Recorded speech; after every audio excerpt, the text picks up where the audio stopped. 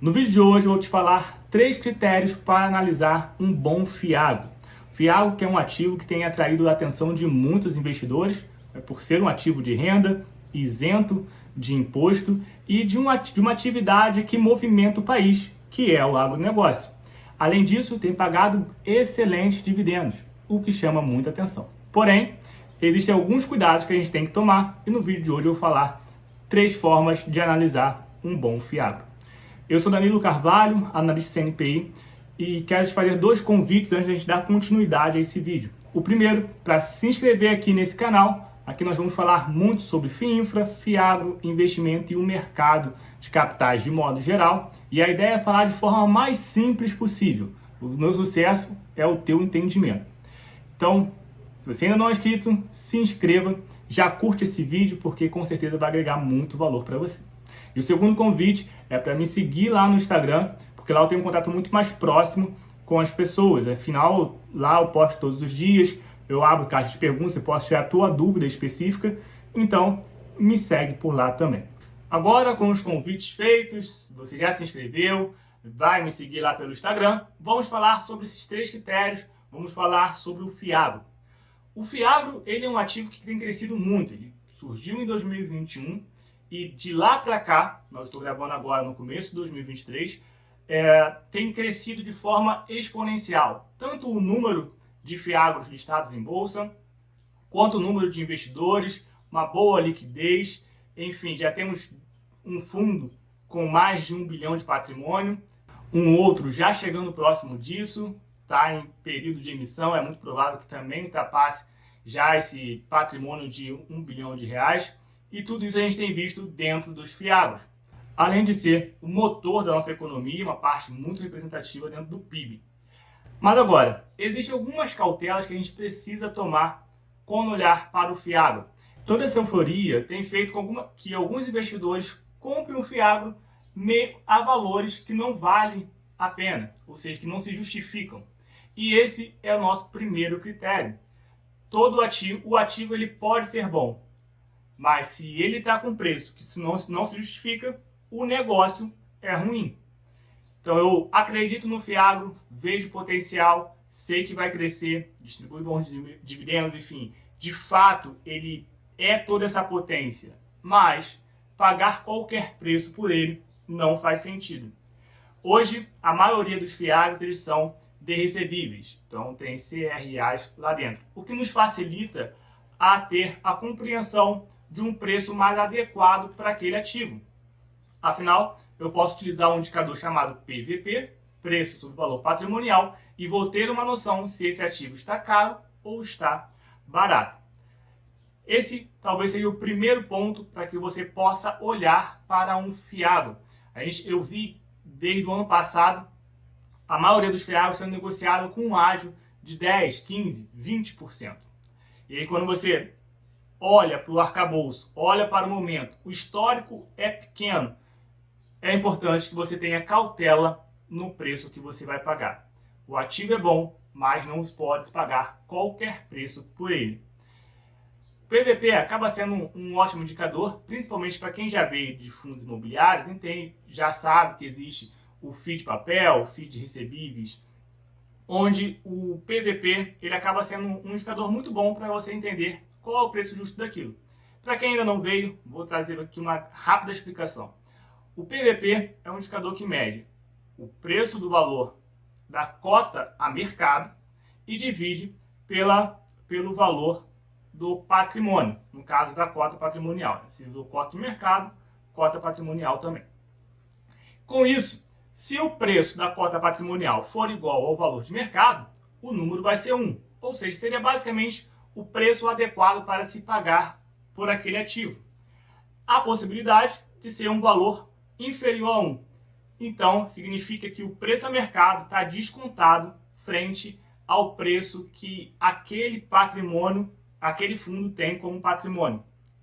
Ele pode estar também negociado com ágio, ou seja, mais caro, com valor superior a que o fundo tem no patrimônio. Então, se o fundo se desfizesse e dividisse tudo, se o PVP está igual a 1, o valor que você investiu seria o valor que você recebeu. Se fosse um PVP menor do que 1, você receberia mais do que você colocou ali dentro.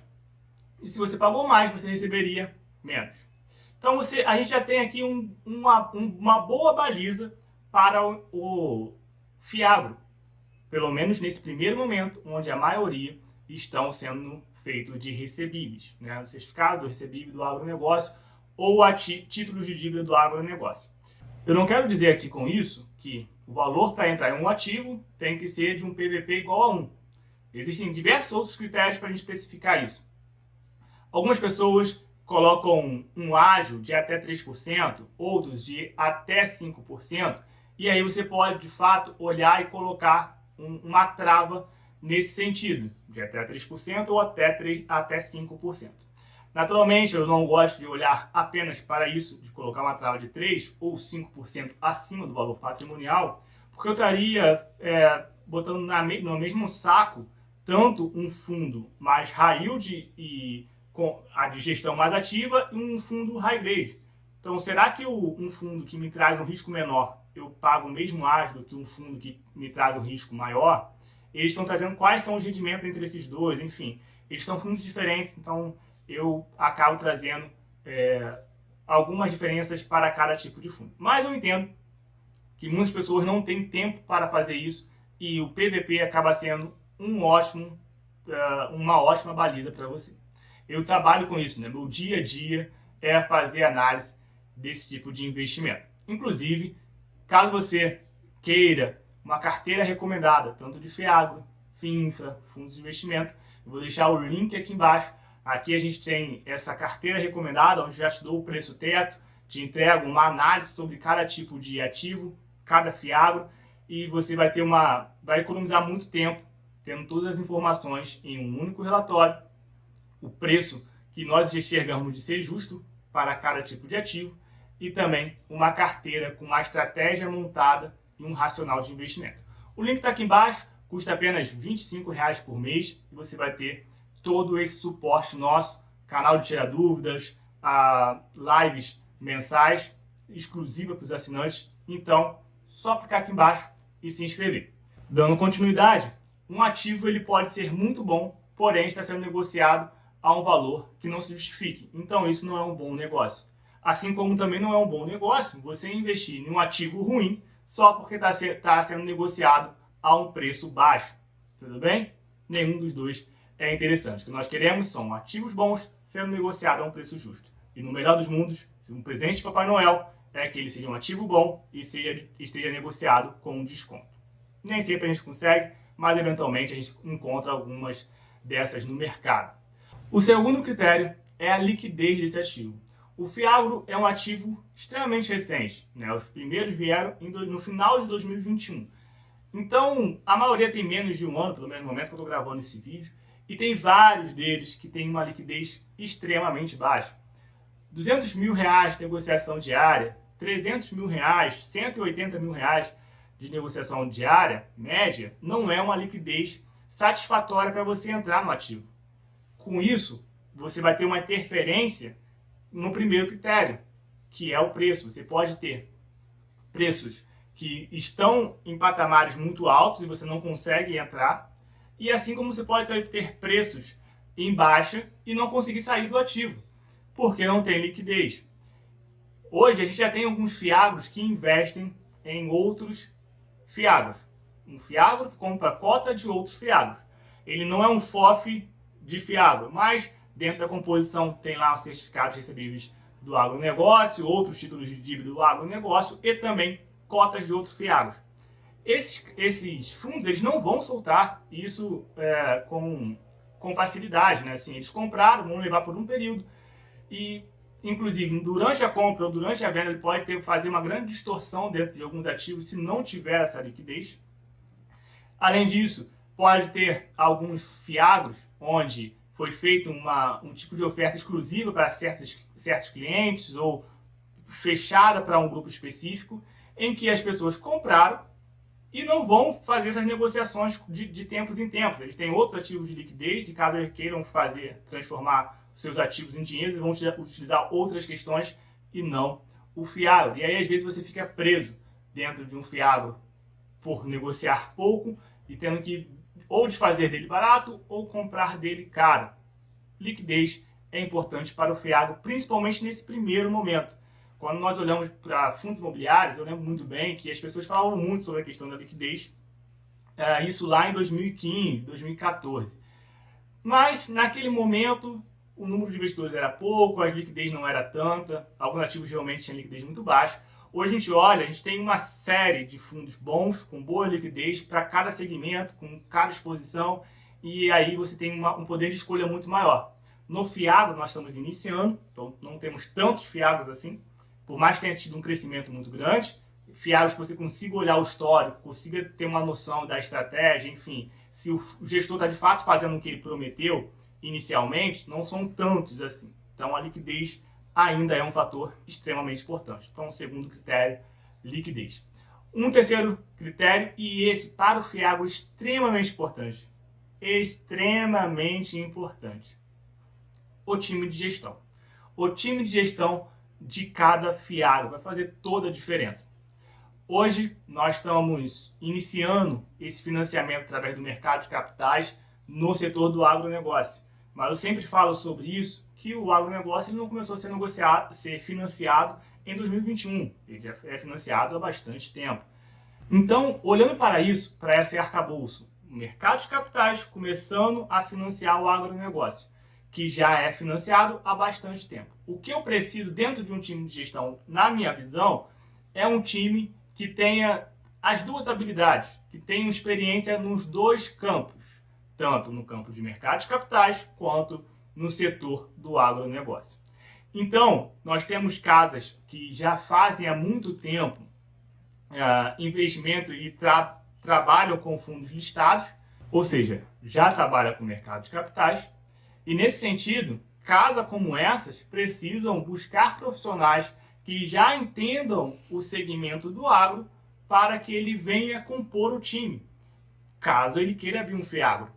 O fato dele entender do crédito, o fato dele já entender do mercado de capitais, não significa dizer que ele tem um entendimento profundo do segmento do agronegócio, que tem ali seus desafios, esse novo formato de financiamento. Então tem ali algumas questões da outra ponta também, do agronegócio, onde vai ser investido sobre esse formato de crédito. Então, para casas que já conhecidas, que já têm fundos listados, é importante verificar dentro do time de gestão se ela se preocupou em trazer alguém do segmento do agro. Dentro do FIAGRO, vocês vão ver algumas casas que não são tão conhecidas dentro do mercado de capitais, mas que já atuavam com o agronegócio. Essas casas também precisam buscar alguém com experiência no mercado de capitais para compor esse time de gestão. Então, se eu tenho, independente de qual caminho foi, veio do mercado de capitais, está indo para o agronegócio, ou veio do agronegócio, está vindo buscar no mercado de capitais, precisa ter um time com a experiência nas duas pontas. Esse é um fator importante demais para que você possa analisar um FIAGRO. Existem alguns FIAGROs que, por exemplo, eles não vão ter esse profissional do setor do agronegócio. E aí você pode pensar, então eu não invisto. Vamos dar um passo a mais nesse critério de time de gestão. Qual é a estratégia do fundo? O fundo investe em quê? Investe onde? É um fundo que investe diretamente ao produtor rural? Nesse caso, meu amigo, a minha sugestão, precisa ter alguém do agro. O segmento de produtor rural é o mais arriscado e precisa de ter alguém com experiência no segmento. Por outro lado, a gente pode ter um FIAGRO que, apesar de não trazer nenhum profissional com experiência do agronegócio, eles, na sua estratégia de gestão, eles investem apenas no crédito corporativo. O que eu quero dizer com isso? Eles só emprestam para empresas grandes, robustas, algumas negociadas em bolsa, com uma boa governança, balanços auditados, e aí traz para ele um conforto de ser algo muito mais próximo de análise de crédito, que ele já está acostumado a fazer dentro do mercado de capitais, trazendo para o fundo listado, e dar continuidade nesse tipo de trabalho. Seria interessante que tivesse alguém do agro? Sim, mas nesse caso é algo que talvez seja aceitável dentro da tua própria análise. Mas é um fator que você precisa entender. tanto no que diz respeito ao time de gestão quanto à estratégia do fundo. E aí poderia ser, inclusive, um quarto critério de análise. Já estamos no bônus aqui, né? Falei que ia entregar 3, e aí já estou dando um passo a mais falando sobre esse quarto ponto, que é de analisar qual é a estratégia desse fundo. Afinal de contas, esse é um fundo que vai atuar no mercado primário, originando, estruturando ali os títulos que eles vão investir, ou não, eles trabalham mais no mercado secundário.